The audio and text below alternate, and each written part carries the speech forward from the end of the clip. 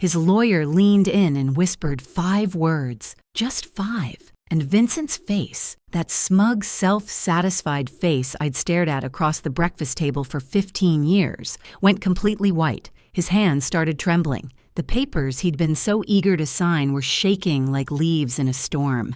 And me? For the first time in 3 years, I smiled. But I'm getting ahead of myself. Let me start from the beginning, because you need to understand how we got here. How a woman everyone thought had lost her mind actually played the longest, most patient game of her life. My name is Alexis Dunst.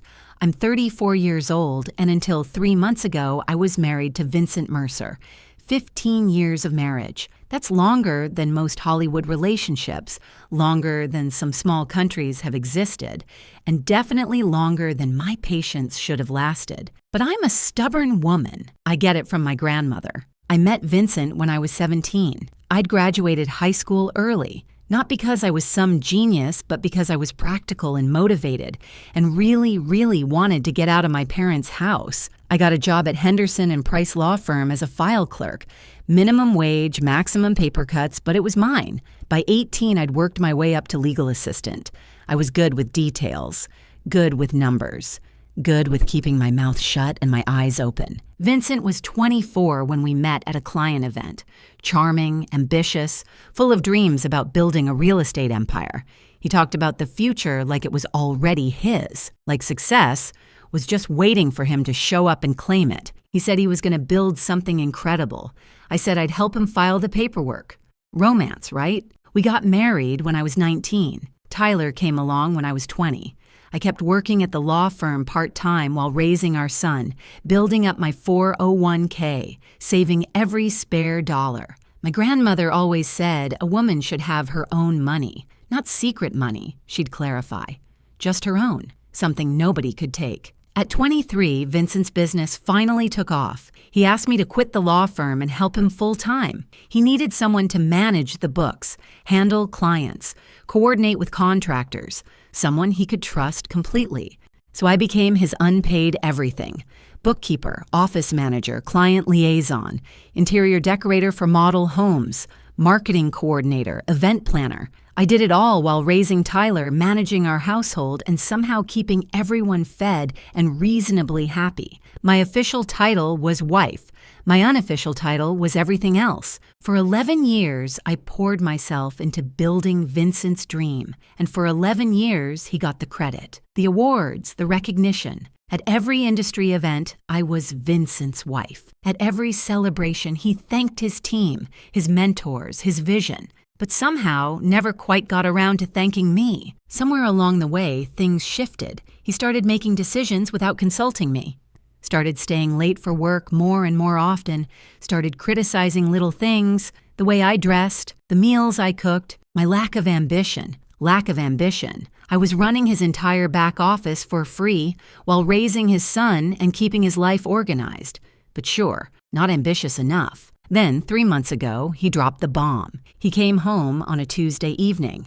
I was making dinner, his favorite, actually, because I'm apparently a glutton for unappreciated effort. He sat me down at the kitchen table with this look on his face, not sad, not apologetic, just businesslike. "I want a divorce," he said. And then, "I want the house, the cars, the business, everything. You can keep Tyler." He said it like he was ordering from a menu. "I'll have the assets. Hold the child, thanks. Keep Tyler?" Like our 15-year-old son was a leftover pizza? Like he was an inconvenience being graciously allowed to stay with me? I just stared at him. 15 years of marriage. And this was how it ended, at our kitchen table, between the salt shaker and the butter dish, like I was just another item he was discarding. What I didn't know in that moment, what I wouldn't find out until later, was that Vincent had been planning this for months. He already had a lawyer, Harold Whitfield, expensive and experienced. He'd been building his exit strategy while I was meal prepping and scheduling his dentist appointments. I'd been blindsided by a man I'd trusted with everything. The next day, his mother showed up, Lorraine Mercer, a woman who had treated me like the help for 15 years, arrived with her perfectly styled hair and her perfectly practiced sympathy face. She patted my hand and told me I should have tried harder to keep him happy. "Men have needs, dear," she said.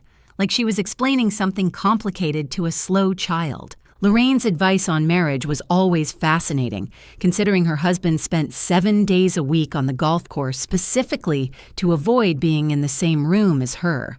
But sure, I was the problem. That first week was a blur. Vincent moved me to the guest room. He had documents drawn up, settlements proposed, timelines established. Everything was moving so fast, and I felt like I was drowning. Everyone saw a woman whose world had just collapsed, a wife being thrown away after 15 years of service, a victim who didn't see it coming. But here's the thing. What Vincent didn't know, what nobody knew, was that I'd found something 3 years ago, something buried in his own financial records, something he thought was hidden forever. And I'd been quietly, patiently preparing ever since. Before we continue, if you're enjoying this story, please hit that subscribe button and tell me in the comments where you're watching from and what time it is there. I read every single comment. Thank you. Back to the disaster. Within a week of the announcement, Vincent had completely taken control. The guest room became my permanent residence in what used to be our home. My closet shrank from a walk-in to 2 small sections he graciously allowed me to keep. The message was clear. This isn't your house anymore. Within 2 weeks, he started bringing her around. Brittany Sawyer, 27 years old, worked at his company. Of course she did. She had that Instagram perfect look. Blonde highlights, perfect nails, yoga pants that cost more than my weekly groceries. She walked into my kitchen like she owned it, wore my apron, my grandmother's apron, while making smoothies in my blender. She was younger than my marriage, younger than my favorite handbag, but she made amazing smoothies, so I guess that's something. Vincent paraded her around like a trophy. They'd sit on my couch, watch my television, eat off my plates. He'd put his arm around her right in front of me, like I was furniture, like I'd already disappeared. The humiliation escalated daily. First, he canceled my personal credit card. We need to separate finances, he said, like he was being reasonable. Then the joint card. Then he suggested I should probably find somewhere else to stay while we sorted things out. My own home, and I was being asked to leave. Lorraine came over to help me pack. And by help, I mean she went through my belongings and decided what I deserved to keep. Old clothes, fine. Family photos, some of them. My grandmother's recipe box? She hesitated on that one, like she was considering claiming it for herself. What I was not allowed to take. Any jewelry Vincent had bought me over 15 years. Any furniture I'd picked out. Anything of value. Those were marital assets, Lorraine explained, and Vincent was entitled to them. She packed my things in garbage bags. Not boxes, garbage bags. Like I was trash being taken out. Through all of this, I had one person I thought I could trust, Diane Holloway. We'd been friends since high school. 20 years of friendship, through boyfriends and breakups and babies and everything in between. She was the first person I called after Vincent's announcement. She was so supportive, always checking in, always asking how I was holding up, always ready to listen. She'd come over with wine and let me cry on her shoulder. She told me I deserved better. She told me Vincent was making a huge mistake. But something felt off. Little things at first. Vincent seemed to know my plans before I made them.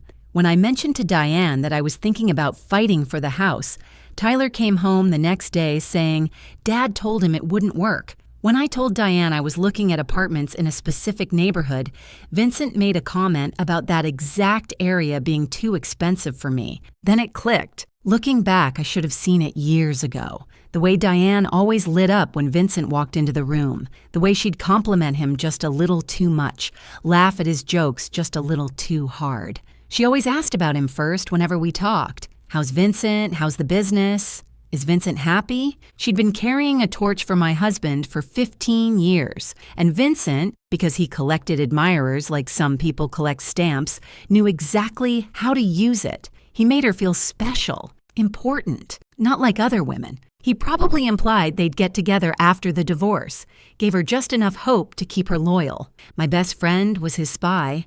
20 years of friendship sold out for some flirting and empty promises. At least charge more, Diane. But the worst part wasn't Vincent, wasn't Lorraine, wasn't even Diane. The worst part was Tyler. My son saw everything. The girlfriend, the grandmother packing my bags, The way his father looked at me like I was nothing, and Vincent was working on him, dripping poison in his ear day after day. Your mom is making this difficult. I just want everyone to be happy. She's the one dragging this out. I'm trying to be fair, but she won't cooperate. Tyler started pulling away from me. Not angry, exactly, just distant, confused. He didn't know who to believe, and his father was very, very convincing. I could lose the house, I could lose the money, I could lose everything I'd spent 15 years building. But watching my son look at me like I was the problem, that was the knife. That was the wound that actually bled. I hired a lawyer. Nina Castellano, recommended by my old firm. 52 years old, sharp as a razor, absolutely no tolerance for nonsense. She reviewed my situation and laid out the battle plan. You helped build this business, she said. You're entitled to half of everything. The house, the company, the accounts. We fight. I looked at her for a long moment. What if I don't want to fight? Nina stared at me like I'd started speaking another language, like I'd suggested we send Vincent a thank you card and a fruit basket. She thought I was broken, depressed, too beaten down to stand up for myself. She had no idea. I moved into a small apartment with Tyler, 2 bedrooms, 1 bathroom, a kitchen the size of my old pantry. Half our boxes didn't even fit. They sat stacked in the corner of Tyler's room, like a monument to how far we'd fallen. Meanwhile, Vincent posted photos with Brittany. New chapter, new energy, blessed, he wrote. Lorraine commented underneath, so happy for you, sweetheart. You deserve joy. My sister called, furious. You need a shark lawyer. Take him for everything he's worth. Everyone had advice. Everyone thought they knew what I should do. Everyone saw a woman who'd given up, who couldn't fight, who was letting her husband walk all over her. Everyone was wrong. Here's the thing about being underestimated. People stop watching you. They stop being careful around you. They stop guarding their secrets. And that's exactly when you learn everything you need to know. 3 years. That's how long I'd been carrying this secret. That's how long I'd known the truth about Vincent Mercer and his glittering, glamorous, completely fake empire. It started on a random Tuesday night, 3 years before the divorce. Vincent was working late again. He was always working late by then, though I didn't yet know what that really meant. I was going through the company books, reconciling accounts, doing the unglamorous work that kept his business running. And I found something strange. A transfer to an account I didn't recognize, then another, then a pattern. Money flowing out of our accounts into places I'd never seen before. I dug deeper. I stayed up until 3 a.m, following the trail. What I found made my blood run cold. Vincent had been taking loans against everything we owned. The house, our beautiful house that everyone admired, had 3 mortgages on it. The original loan of $400,000, a second mortgage of $350,000 taken out 4 years ago, a third mortgage of another $350,000 taken out 2 years ago. Total owed $1.1 million. Actual value of the house, $850,000. We were underwater by $250,000 on a home I thought we owned outright. The business was even worse. Lines of credit maxed out at $200,000. Back taxes owed of $85,000. Vendor debts of $120,000. Equipment loans of $75,000. The company Vincent bragged about at every party. The company that was supposedly thriving. It was drowning in nearly $500,000 of debt. Even the cars weren't real. All 3 were leased with balloon payments coming due. We didn't own anything. We just had very expensive monthly obligations. I sat in my kitchen at 3 a.m, surrounded by printouts, and did the math. Total debt, approximately $1.9 million.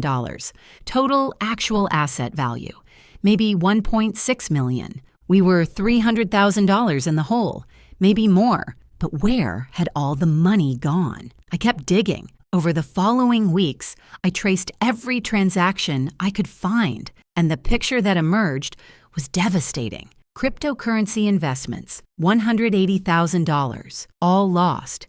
Gambling, $75,000, gone. An apartment I didn't know about, rented for a woman I didn't know about. $60,000 in rent and furnishings. Lifestyle expenses that never made it home. Watches, suits, trips I was never invited on. Another $85,000. My husband wasn't building an empire. He was building a house of cards, with borrowed cards, that were also on fire. We looked rich the same way a mannequin looks alive, convincing from a distance, completely hollow up close. My first instinct was to confront him, to scream, to cry, to demand answers. But I knew Vincent. I'd watched him operate for years. If I confronted him, he'd manipulate me. He'd explain it away, make me feel crazy for questioning him. He'd probably find a way to blame me for it. And worse, if he knew I knew, he might try to take control of my separate money, too. See, I'd always kept a little something of my own, my grandmother's voice in my head. A woman should have her own money, my IRA from my law firm years. I'd rolled it over when I quit, but never touched it. By then it had grown to about $180,000. That was mine, earned from my job. Separate property under the law. And then there was Grandma herself. She'd passed away when I was 28, and she'd left me $340,000. Her will was specific. This money is for Alexis alone. I'd kept it in a separate account for 6 years, never commingling it with Vincent's finances, never using it for household expenses. My grandmother kept her own account for 50 years. Not secret money, she'd always say, just mine. Smartest woman I ever knew. I had roughly $520,000 that was completely, legally, separately mine. So I didn't confront Vincent. Instead, I protected myself. I worked with my uncle, a retired accountant, to create an irrevocable trust for Tyler. My IRA and my inheritance went into that trust. My name wasn't on it as a beneficiary. Vincent's name certainly wasn't on it. It was for Tyler's future, college, a first home, emergencies. And it was untouchable. Then I documented everything.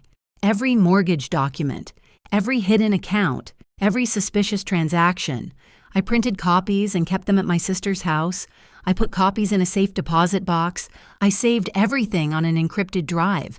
And then I waited. I knew Vincent would leave eventually. Men like him always do. They get bored, or they find someone younger, or they decide they deserve more. I just had to be ready when it happened. 3 years of waiting. 3 years of watching him dig the hole deeper. 3 years of smiling at dinner parties while knowing our entire life was built on quicksand. I got very good at patience and very good at pretending I didn't know my husband was financially drowning us both. When Vincent finally asked for the divorce, when he demanded the house, the cars, the business, everything, I almost laughed out loud.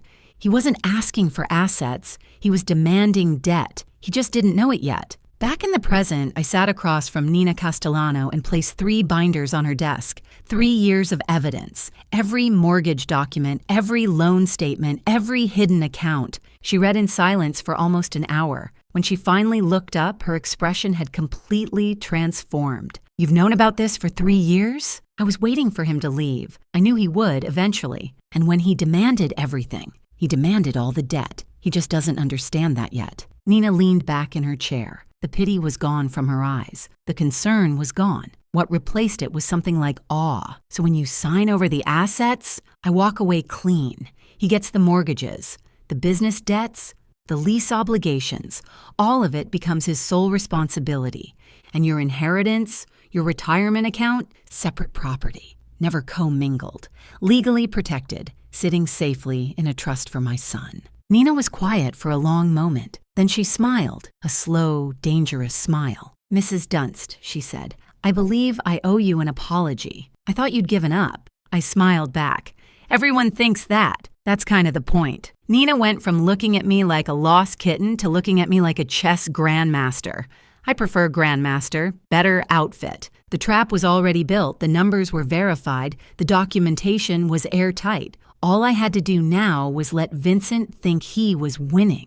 And nobody does gracious loser better than a woman who's been practicing for 15 years. The next 3 months were a masterclass in acting. I became exactly what everyone expected me to be: broken, defeated, barely holding on. I showed up to mediation sessions with red eyes and trembling hands. I spoke softly, hesitantly, like a woman who'd lost all her confidence. I asked for so little that even the mediator seemed uncomfortable. "I just want enough to start over," I said during our second mediation. "I'm not trying to be difficult.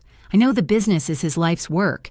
I know the house means everything to him. I don't want to tear our family apart more than it already is. I requested a settlement of $50,000 cash, my personal belongings, shared custody of Tyler. That was it." Vincent agreed immediately.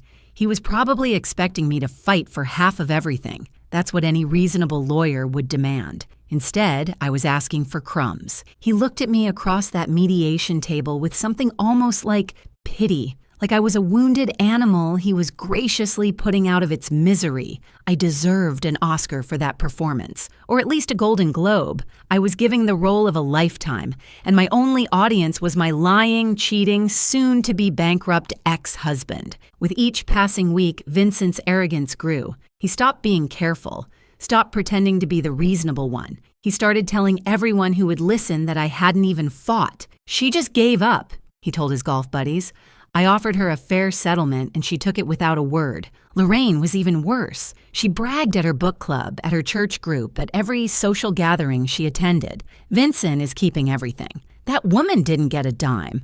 I always knew she wasn't strong enough for my son. To celebrate his upcoming victory, Vincent bought himself a new watch, $15,000. I know because I saw the charge on the business account. He was still using company money for personal expenses, still digging that hole deeper. He wore it to our next mediation session, making sure I noticed. He also took Brittany to dinner at La Maison, the French restaurant where we'd celebrated our 10th anniversary. He posted photos on social media. "Life is good when you're with the right person," he wrote. The right person. He meant the person who didn't know about his debt, yet. Meanwhile, Brittany had started redecorating my house. New furniture in the living room, new art on the walls. She even painted my kitchen. Gray.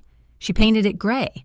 I spent 3 weeks choosing that sage green, 3 weeks of paint samples and lighting tests and driving myself crazy trying to get the perfect shade. And she painted over it with builder-grade gray, like it was nothing. Gray. Like her personality, like her future with Vincent once she found out he was broke. Very fitting, actually. Diane kept calling, fishing for information under the guise of friendship.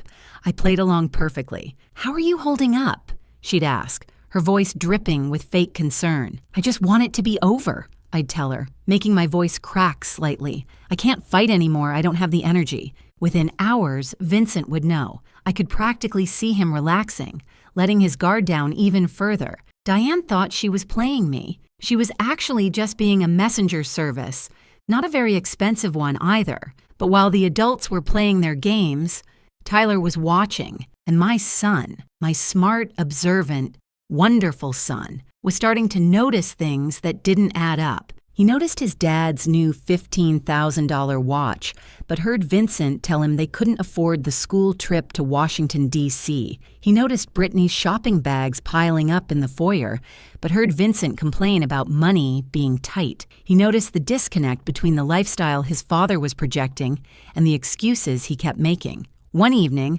Tyler came to my tiny apartment and sat down at my secondhand kitchen table. He looked at me with those serious eyes, so much like his father's, but with something Vincent had lost long ago. "Honesty." "Mom," he said quietly, "is Dad actually rich?" I looked at my son for a long moment. "What do you think?" He was quiet, processing. "I think something's not right. I think he's pretending." I reached across the table and squeezed his hand. "Trust me, just wait a little longer." My 15-year-old figured out something was wrong before 2 lawyers and a certified accountant did. I should bill his college fund for consulting fees. Behind the scenes, Nina was preparing our legal strategy with surgical precision. The main divorce agreement stated clearly that I was relinquishing all claims to marital property. The house, the business, the vehicles, everything would go to Vincent. In exchange, I would receive my modest cash settlement and walk away. But attached to that agreement was an addendum, a detailed liability disclosure statement. Every debt, every mortgage, every loan, every obligation tied to those assets. When Vincent signed for all assets, he would be legally assuming all liabilities. The mortgages would become his sole responsibility. The business debts would transfer entirely to him. The lease obligations on the cars would be his problem alone. It was all there in black and white. Legal, Proper. Devastating. Legal documents are like poetry, Nina told me. Boring, expensive poetry that can ruin someone's life. My favorite kind. 2 weeks before the final hearing, Harold Whitfield, Vincent's lawyer, called Nina with concerns. My client is assuming significant assets, Harold said carefully. I'd like to request a full financial audit before we finalize, just to verify everything. Nina kept her voice neutral. Of course. We'll provide whatever documentation you need, but when Harold brought this to Vincent, my soon-to-be ex-husband shut it down immediately. No audits, Vincent told him. I built that company. I know exactly what it's worth. I'm not paying for some accountant to tell me what I already know. Harold pushed back. I strongly recommend we verify the asset values before you sign. This is a significant no. Vincent cut him off. Brittany wants this done. I want this done. No more delays. Harold had been practicing law for over 30 years. He knew when a client was about to make a mistake. He also knew he couldn't force someone to take his advice. He presented Vincent with a waiver, a document acknowledging that Harold had recommended an independent financial review and that Vincent was declining against counsel's advice. Vincent signed it without reading it, just like he'd sign everything else without reading it. Never underestimate the power of an impatient girlfriend to make a man skip the fine print. Brittany was worth millions to me, in legal strategy anyway. The night before the hearing, Vincent sent me a text message. Thank you for not making this ugly. I stared at that message for a long time. 15 years of marriage. 15 years of building his business, raising his son, managing his life. And he was thanking me for not making things difficult for him while he threw me away. I typed back, I just want what's best for Tyler. What was best for Tyler?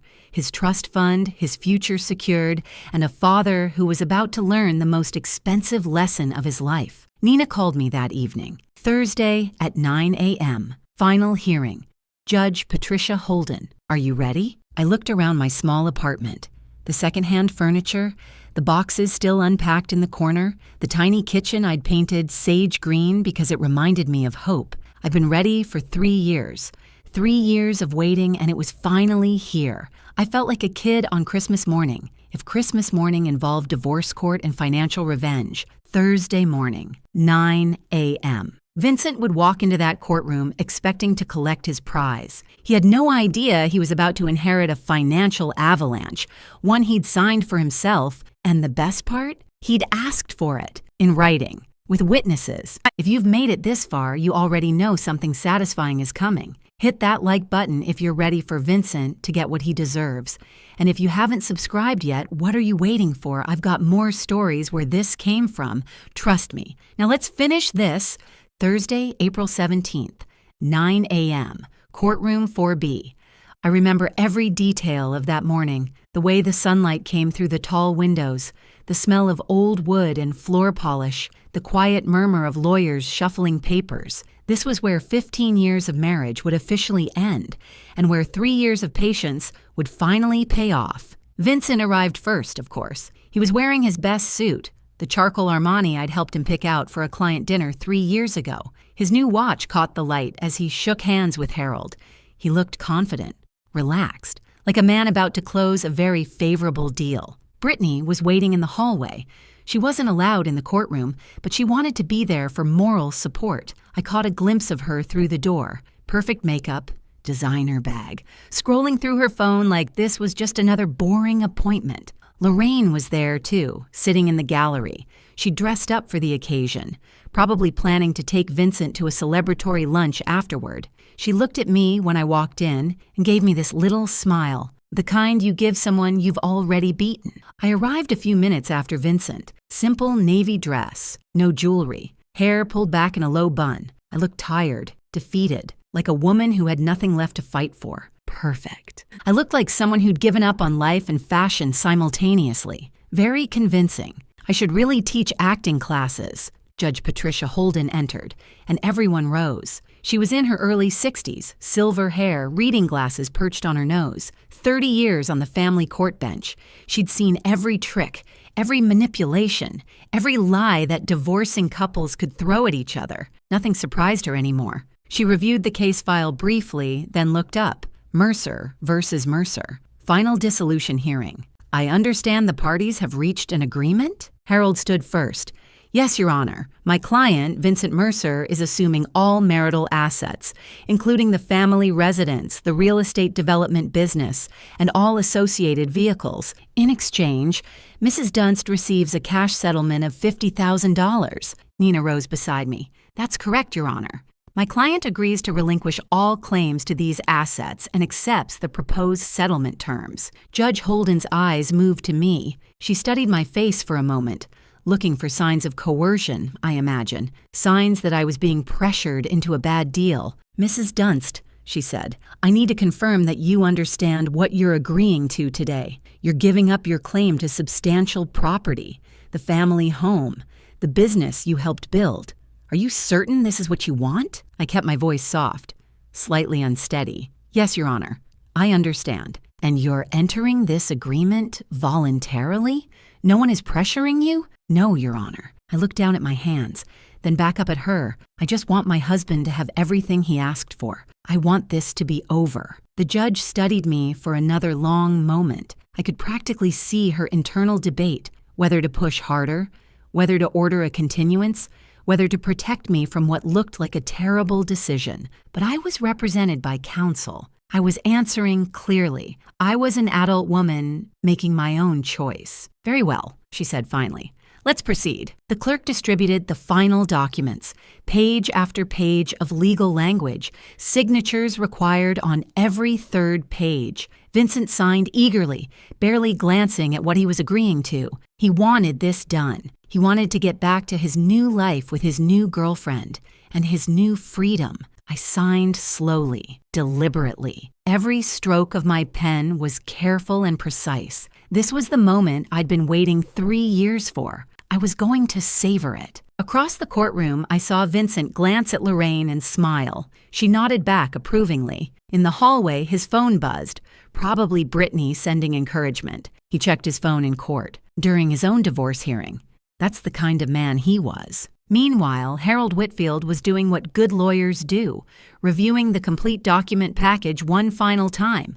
Main agreements, signed. Asset schedule, signed. Settlement terms, signed. Then he reached the addendum, liability disclosure statement. I watched his face as he read, watched the confusion flicker across his features, watched him flip back a page, then forward again, like he was hoping he'd misread something. He hadn't. Harold's face went pale. He leaned toward Vincent, trying to be discreet. Sir, he whispered, we need to talk. Vincent waved him off, still basking in his victory. Not now. We're almost done. Sir Harold's voice was more urgent. You're assuming all debt. Vincent turned to look at him. What? The liability disclosure, Harold whispered, papers rustling as he pointed. The mortgages, the business liens. It's all here. You're assuming personal liability for everything. For the first time, Vincent actually looked at what he'd signed. I watched his eyes scan the numbers, watched the color drain from his face. House, $1.1 million owed. Market value, $850,000. Business, $480,000 in combined debts. Vehicles, $115,000 in lease obligations. Additional personal liabilities, $200,000. Total debt, approximately $1.9 million. Net value of everything he'd just claimed, negative $300,000. He hadn't won the lottery. He'd won the bill for it. Vincent stood up abruptly, his chair scraping against the floor. This isn't right. He looked at me, then at the judge, then back at the papers. She hid this from me. This is fraud. Judge Holden's voice was sharp. Mr. Mercer, sit down. These numbers are fake, Vincent insisted, his voice rising. She manipulated the documents. This is Mr. Mercer. The judge's tone left no room for argument. Sit down. He sat, but his hands were shaking. His confident smile was gone, replaced by something that looked a lot like panic. Judge Holden looked at the documents in front of her, then at Vincent. Mr. Mercer, I'm looking at the liability disclosure statement attached to this agreement. These are debts associated with assets you are claiming, assets in your name, your business, your property. She fixed him with a hard stare. Are you telling this court that you don't know your own financial situation? Silence. Watching Vincent try to explain why he didn't know about his own debts was like watching a cat explain why there's a broken vase on the floor. Fascinating and completely unconvincing. Harold cleared his throat. Your Honor, I should note that I advised my client to conduct an independent financial review prior to this hearing. He declined. I have documentation. He produced the waiver, the one Vincent had signed without reading, the one that said, in clear legal language, that Harold had recommended a full audit, and Vincent had refused. Judge Holden reviewed it briefly, so Mr. Mercer was advised to verify these figures. He chose not to.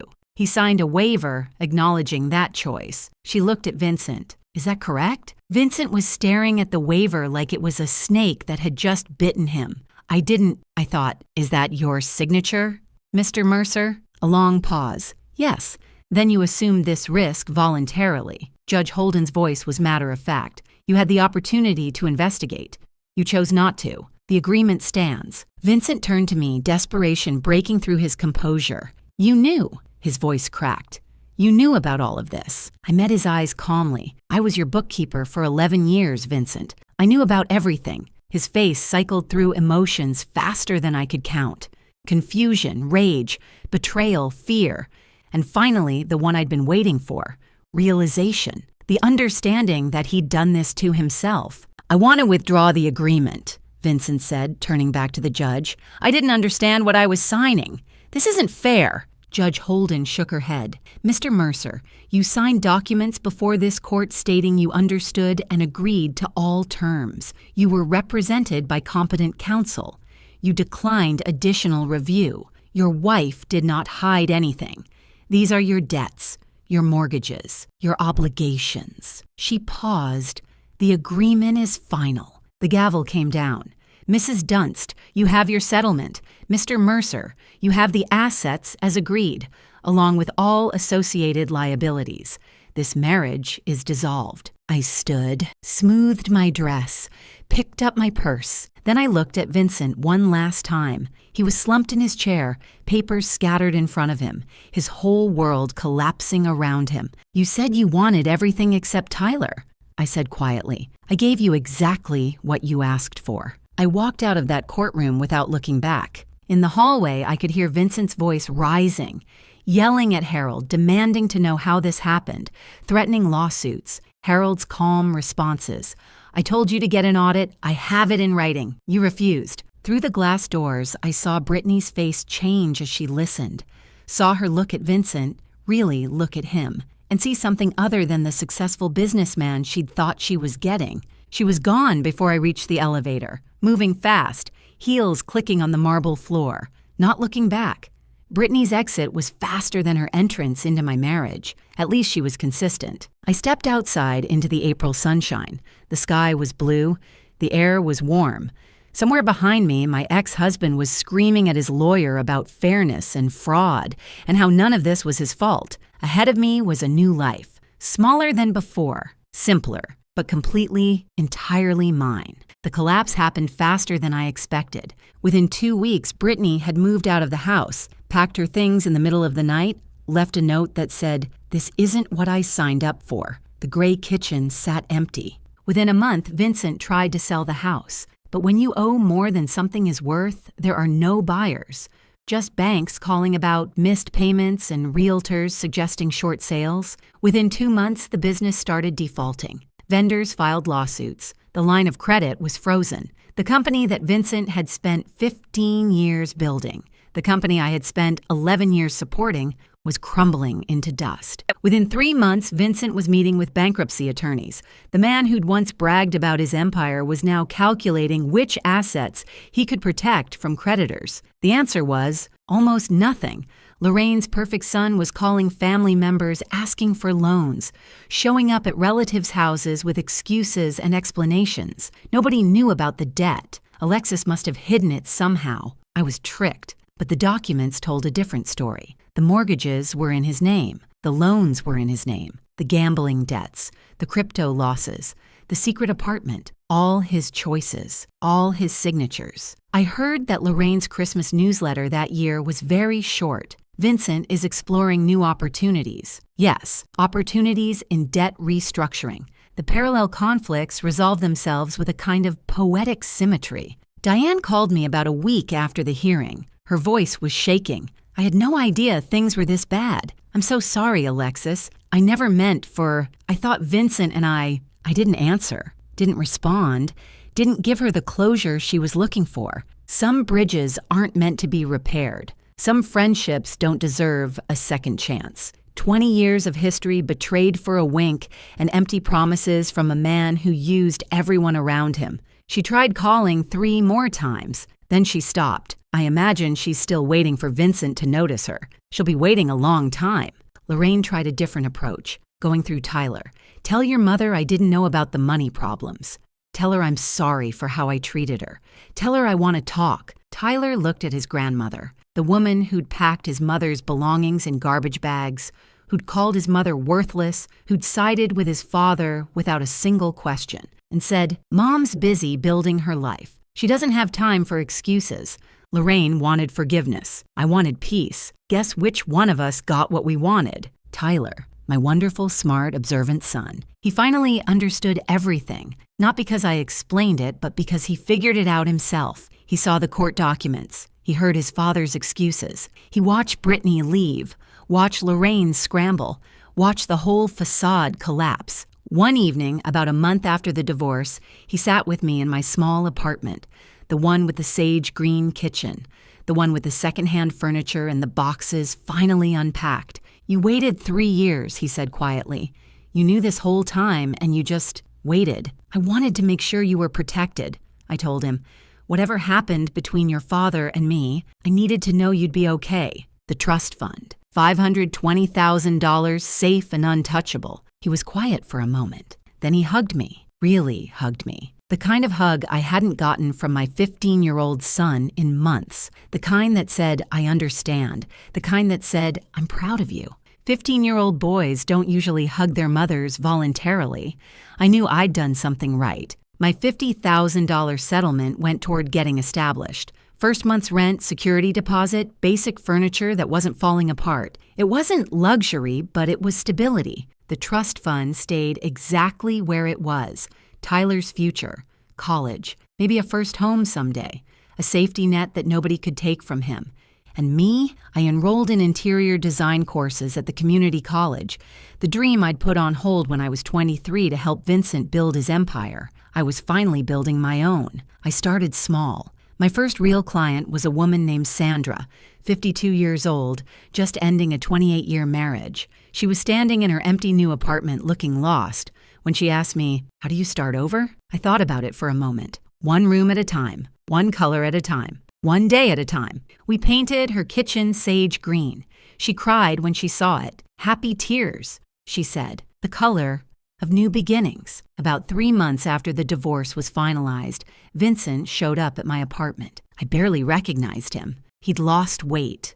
Not the healthy kind. Dark circles under his eyes. His suit was wrinkled. His watch was gone. He looked like a man who'd been through a war and lost. He stood in my doorway, and for a moment, I almost felt sorry for him.